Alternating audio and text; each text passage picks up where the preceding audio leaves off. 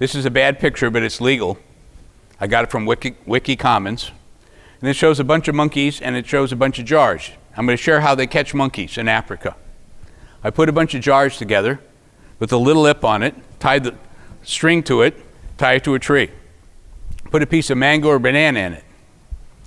Monkey puts their hand in. As soon as they make the fist to pull it out, they can't get their hand out.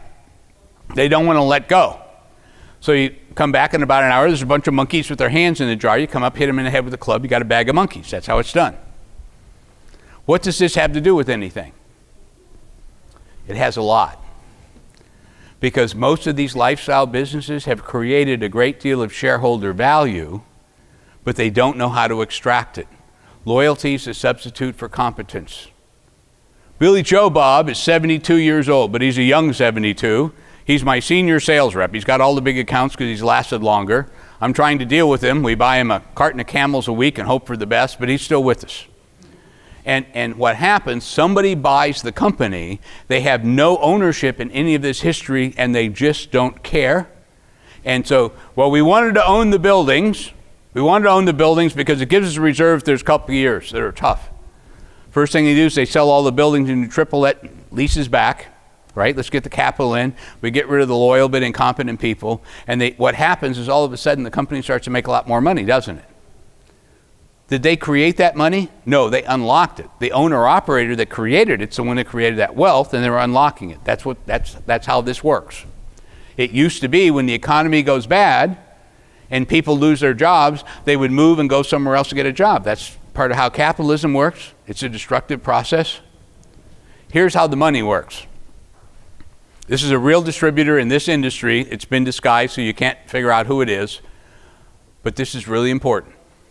Assume that you're an $80 million regional distributor and you're going to go out and buy a distributor for $40 million. Everybody understand that's a big bite? 7-Eleven calls it a big gulp. So you're going to go buy this guy, $40 million. He's got a 5% EBITDA margin. So he's got $2 million of EBITDA. You're going to pay him a 6 times the multiple. EBITDA is the free cash flow coming out of the business. Earnings before interest, taxes, depreciation, and amortization. So I'm going to buy it for $12 million. It's not $12 million of real money. Half of it's going to be coming from the bank, isn't it? Why? Because I'm going to use their balance sheet and asset-based lending, and that's where I get a lot of the money. So it's only $6 million of my money. Everybody with me on this? Now, here's where it gets interesting. Well, a lot of the deals, if I've got management talent that I'm buying, I'll let them leave part of the money in this new enterprise so the owner that sold me the business gets a second bite of the apple. One of the things that happens in this industry, and there have been some pretty publicized examples, the second bite is larger than the first bite. And we all get locked up in little businesses. I own 100%. I don't want to have partners. I don't want to share. And you can own 5 or 10% of something, and if somebody's going to go out and bulk it up and do a bunch of stuff, that's worth a bunch of coin. When I was young, I thought it was all about the money, and now that I'm old, I was right. It's all about the money. And so it's how much do you actually get? So if it's just an add-on acquisition, and old Charlie's just kind of lame, I used to buy electronics distributors for an English company. And what we'd do with this guy is we'd make him what we called, the English are very proper, they called it, we'd make this person a manager without portfolio. We put him in a nice big corner office without a telephone. And the money we had to pay him in the employment agreement, we looked at as part of the transaction cost, and they'd hang around till they went away to go do something else. Once you've been a king, it's very hard to be a prince. So some of the guys you just take out, but then here's the part that's interesting. This little chart here, this is called a waterfall chart. Every transaction that a manufacturer does to buy another manufacturer or a distributor does to buy another distributor, this is a distributor value creation plan, has one of these waterfall charts. This is how you create wealth. Remember I talked about we got rid of the old guys and we did all this stuff? I bought this company. It had $2 million of EBITDA. First thing I'm going to do, because they let their salespeople do pricing, I'm going to put in strategic pricing.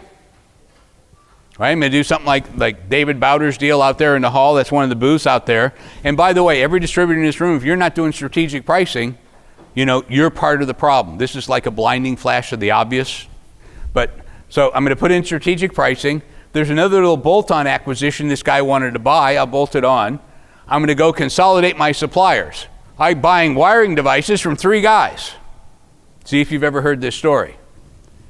I want to be strategically aligned with one of you. Who's going to roll over the most and give me the biggest discount?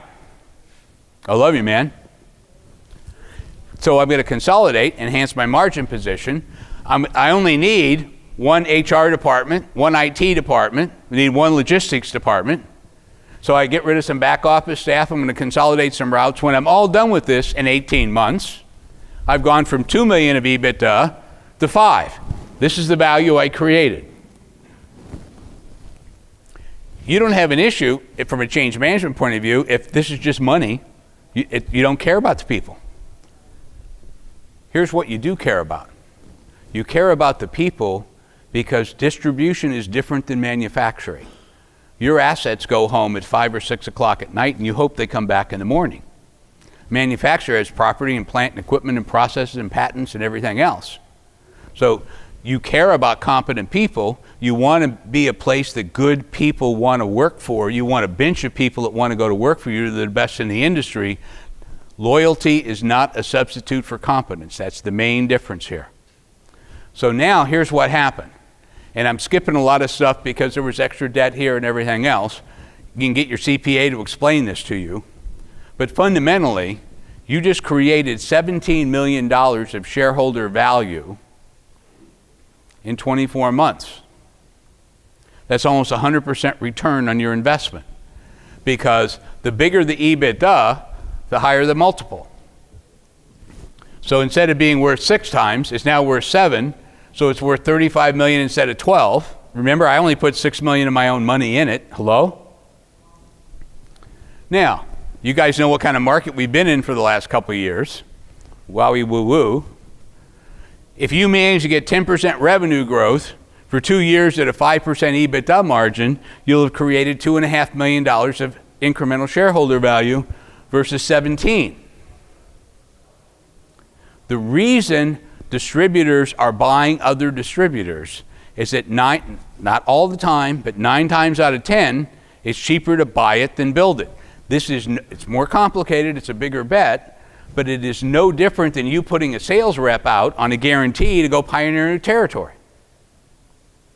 This is why so many independent distributors are starting to do bolt-ons and the rest of it. Why am I telling you this when we're talking about manufacturer consolidation? Think about markets aligning by size, and think about all this concentration stuff. And think about a lot of and by the way, you're going to see consolidation, more rapid, dumber stuff, manufacturers buying manufacturers, distributors buying distributors, and you're going to start to see more and more consolidation in your customer base. So what does that mean if you're a small independent?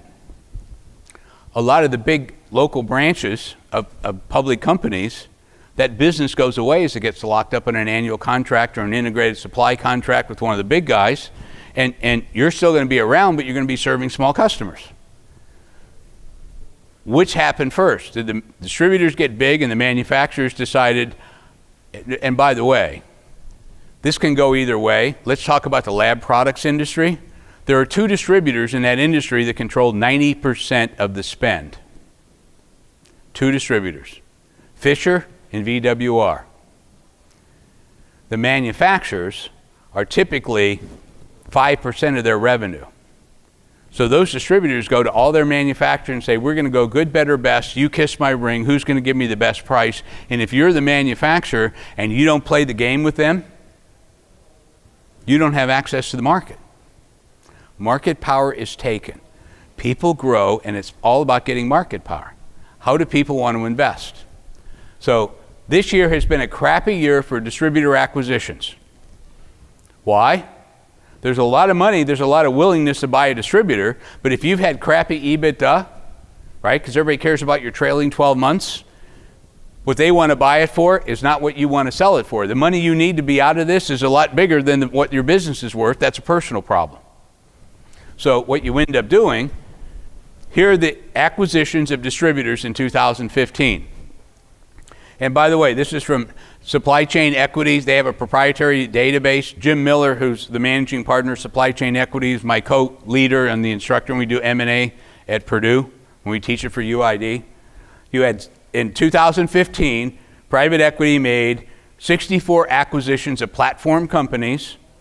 These are the add-ons. All this big gray thing. Notice that's a majority of the 465 distributors that were bought in 2015 are all strategic buyers.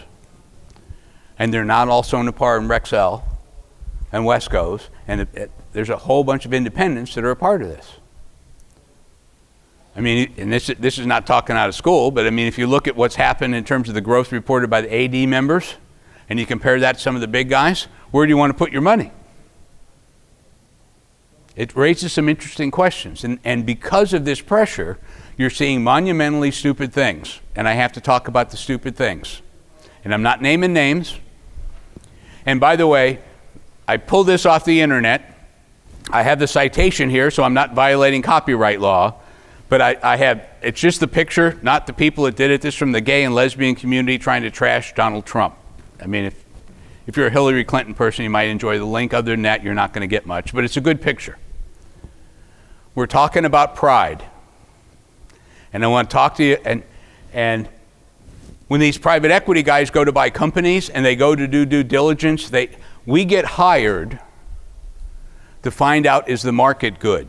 They have accountants that go in and make sure the inventory is right and the rest of it. But when people want to look at the market, they hire a company like ours. So we get involved with a lot of this stuff. So here's how the math works. If you're going to go buy a company, now if you're a small independent and you're buying a smaller independent, you're not going to have that much discipline. But if you're starting to spend other people's money, you're going to do serious due diligence. To go look at a company, you're probably going to burn $100,000 of fees to do the due diligence, so you really know exactly what it is you're buying. Sometimes people in sales make things up. I'm just saying that, not you guys, but there's other people that make things up. And so this is about pride. I'm smart. I've just burned all this money. We're through round 2 of the auction, and the bid's up to 8.5 times EBITDA. When I did my value creation plan, this made a lot of sense at 8 times, not so much at 8.5. But if I don't buy this, I've just wasted $100,000 on due diligence. Plus, I don't get any fees, right? I need to start investing this money so I can get fees. And so this crazy to win happens. And what they do, they go back and change the assumptions. Well, I can turn this into $10 million of EBITDA. That's the only way the math works. And they get this crazy to win. They overpay for the company. Does everybody understand when there's all this pressure? I want you to understand the forces that are changing all this. And you start to see things happening, and it just doesn't work, because I'm going to share with you worst practices. And actually, Bob Siegel, who's doing the workshop next door from Franklin, he and I go back like a quarter century. And we were just sharing notes, and I could have made 10 slides on this.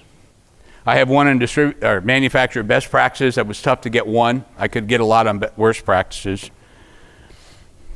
The key thing I want to give you is that it's easy to make a lot of money in an Excel spreadsheet. It's a lot harder in the real world. And people just take these numbers and they put them together because they want to do the deal. And a lot of times, if you look at incentives, people get incented to do the deal. They don't get incented for how much value it creates. So they overpay for the target firm. Manufacturer goes in, they overpay, and then they put it in there, and all these assumptions that I call them rectal assumptions, because that's where a lot of them came from, all of a sudden the revenue doesn't happen. And they have to do something. And we get this knee-jerk deal, and they have to start cutting costs to make the numbers work. And when I say cutting costs, it's like, I'm removing your left leg. I don't think you're right-legged, aren't you? It shouldn't be that big a deal. They also forgot overlapping customers,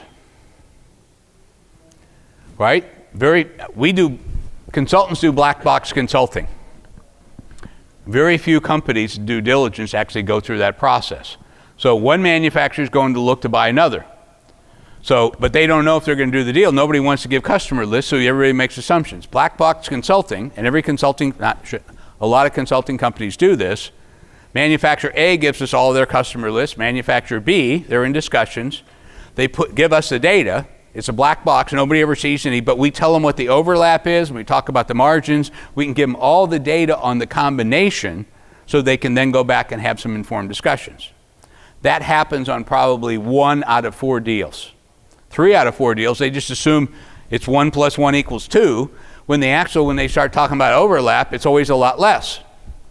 And as soon as you start talking about manufacturer A, try to get people who are buying manufacturer B, will switch over to manufacturer A.